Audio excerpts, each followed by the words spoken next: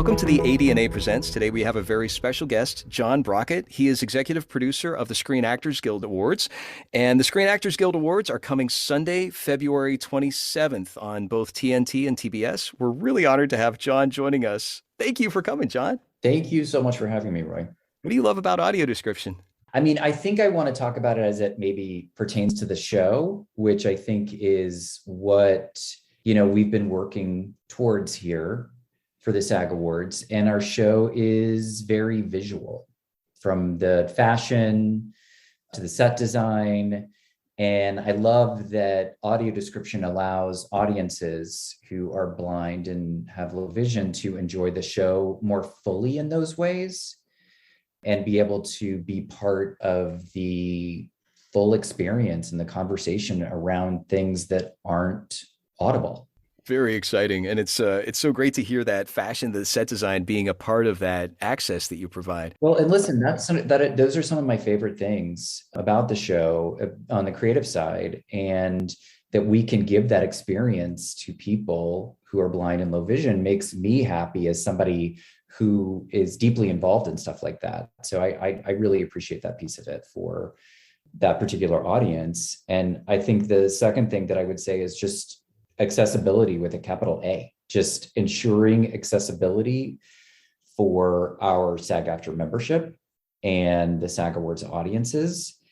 And that was really key for us this year. And we're really excited about two things that we were able to implement this year, which is the audio description requirement for all the for-your consideration digital screeners that went out or are currently available to the members to vote on. That's now a required option. And then beyond that, and a thank you to Tide for this, who is a sponsor, the live telecast will now feature audio description for the first time. And we're really, really excited and really happy about that. And those 2 points that you brought up, the requirement for screeners as well as the live AD for the show, those were specifically included in a press release in January. It sounds like the accessibility is more than just, hey, it has it and we require it, but also we want to let you know that it has it and that we require it. Why was that important? Well, two reasons. One, we have a blind and low vision community among our membership, and we needed them to be able to know and understand this in order to access it, because otherwise, what's the point? We have to be able to communicate this. And the other piece is we wanted to, frankly, make a statement about it. We're behind this community. We're not perfect about it. We are aiming to be better. And I think it's important that people know that about not only the show, but the union as well. Very cool. Were blind and low vision performers involved in the decision-making process or contributed somehow? They were, and I'm glad you brought that up, because I actually really wanted to call out the process, because it was really enlightening to me as a sighted person. Our membership and voting body is very large. And within that membership, there are committees, and we worked really closely with the AD task force, and which is a committee at the union. Steve was very helpful in the process, along with the rest of the committee members. And we just really appreciated their engagement on this, not only getting their perspectives as someone who is cited for me, but also all the details needed to kind of make this a huge success, which we are hoping it will be. Who's Steve? Steve Gladstone is the vice chair of the Performers with Disabilities Committee. Very cool. When you think about, I'm going to use the word synergy, and that seems too fancy, but you mentioned Tide's involvement in the press release. There's something special about that. I know it's advertising for Tide, but there seems like there's something to that as well. Yeah, I agree. When they became involved, or the idea was brought to us, it was something that was, I think, important because a large brand like Tide or Procter & Gamble, their parent company, being behind something like this in a real substantive way was important to us. And it was important to us not just because they gave us money for it, but because of their own initiatives. So Tide and P&G have very strong accessibility initiatives within their company. And so to be aligned with a company like that, and for them to be aligned with us, who are trying to make our show more accessible and our FYC voting materials more accessible, that just made a lot of sense to us. And we're really thrilled that they're involved. Well, if we could go into a little bit more details with what you can share behind the scenes on the maybe some challenges. It sounds like that SAG Awards providing audio description, it's relatively new to SAG Awards simply because this is the first year that it's happening and it's really exciting. Can you name some challenge that you and your team were really proud of how you overcame, some hurdles that you just obliterated out of the way? I mean, quite honestly, I think the biggest obstacle was implementing the AD requirement for the FYC content. There's a lot of it. And not only is a lot of it, but there's a lot of various different streaming platforms. So there could be 40, 50, 60 titles. And then that could be strung over a dozen different platforms. And so we wanted to make sure from the outset that we worked really closely with the studios and the networks to make sure that on the development side of all of the digital titles that were made available, that this would be ready come January when our final voting period opened. And we started talking about this with them in May, June. So the key was really early, the messaging early and often, and how to kind of make sure that it was digested in a way where they understood not only was this a requirement that they would have to fulfill in January, but that they would have to understand that this development starts months in advance for these platforms because they're all digital. And so it's not just like a flip of a switch. They obviously have to build in this functionality. And so, and I really have to actually give a big hand to our coordinating producer, Jen Coyne-Hurley, and her team, who worked directly with the studios and networks and made this happen. And she was integral to the process, and her team was, and making sure. And part of her job is, and the team's job is vetting all of this. So they had to not only make sure that the studios and networks were following our rules and our guidelines, but also when it came down to it, vetting each and every platform for this functionality, which is a lot of work. Wow. Yeah. And we're thrilled to be able to do it, because if it brings this accessibility to the membership, then it, makes it all worth it. Very cool. Did you find that any of the studios needed some hand holding? I'm imagining that most of them are familiar, possibly some of the bigger ones, with audio description, either on the streaming services or otherwise. Was it, and again, I don't want to call anybody out. That's not my goal here. My question is, did you find that there had to be some, hey, this is what audio description is? Or was it like, oh, we have it, but we don't know how to do it. Let's figure that out. Did you feel like you had to start at square one, or were you a few rungs up the ladder on that? Definitely did not feel like we had to start at square one. It really felt like we had some buy-in early on from everybody. I think there was challenges that they needed to face in order to put together the time and resources needed for the functionality to eventually exist.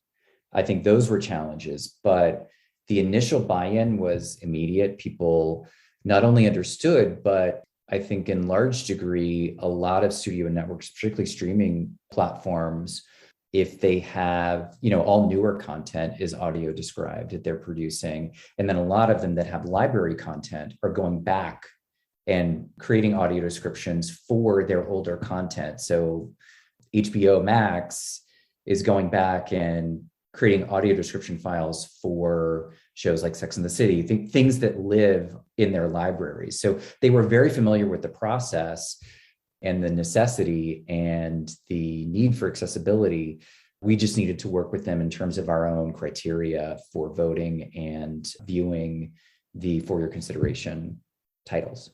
One of the things that I'm particularly excited about with not only the press release, not only the accessibility on the show, but also this requirement, is that there's another opportunity within Screen Actors Guild as far as being a part of this conversation, that performers with disabilities, as well as other performers, do this work in audio description. And it seems like there's a possibility there for awareness building as far as the contribution on that. Thinking particularly about how the Television Academy does include audio description credits for audio description narrators to qualify to be able to vote for their awards, and that there seems to be something there because Screen Actors Guild is representing performers, that there's an aspect there. I'm probably not leading to any question, but I just am curious if you had any thoughts on how this will impact performers with disabilities and the awareness of them performing this work as an audio description narrator. That's the sort of interesting kind of thing about this, is that not only are we providing this for our members, but we have members who are in fact audio describers. And so it's an interesting kind of confluence there where we also represent these members. So I think that there's a natural combination there of investment, right? So you've got not only producers who want to make things accessible, but then you've got this sort of membership-led group who are purposeful in what they're trying to accomplish with audio description. And then on top of that, you've got the additional investment of some of these members working as audio describers. And so it's a really nice community of people to be serving in that way. Where would you like to see audio description headed, just based on your experience in the last year? Where would you love to see things going? I mean, I think that everyone would agree that accessibility for every individual is key, whether it's in the world of audio descriptions or closed captioning or whatever. Then I think just more of it everywhere, and in particular with audio description, that it becomes the standard practice for all visual art forms. There is a lot that's missed without that. And I think we're really proud that we can offer audio description in this year's show and for the digital screeners. And we just continue to hope to keep enhancing this experience for our membership and audiences that are visually impaired. In the conversations that we've had with the Performers with Disability group, your responses and your contributions were filled with a sense of curiosity and openness and understanding that felt so, it was real. It came across, and one of the things that I was so excited to have you on this podcast was because of that first impression, that you understood the challenges and you understood the hurdles in a very realistic and logistical way, but you also understood the need and the opportunity. And to be able to see how SAG Awards could get both of these hurdles accomplished, the two hurdles that we've already talked about, whether it's the live AD for the actual show, as well as the requirement for the nominees, that there was something that was so clear. And I didn't get the sense that you saw this as an obligation as much as an opportunity. In our conversations, it came across very clearly like, yeah, this is something that I'm, if it's not excited about, it's like, here's an opportunity that we can really jump on. Could you talk a little bit about that as far as the opportunity that you see in SAG Awards? And again, I don't want to put any words in your mouth. I just wanted to share that was my experience with you.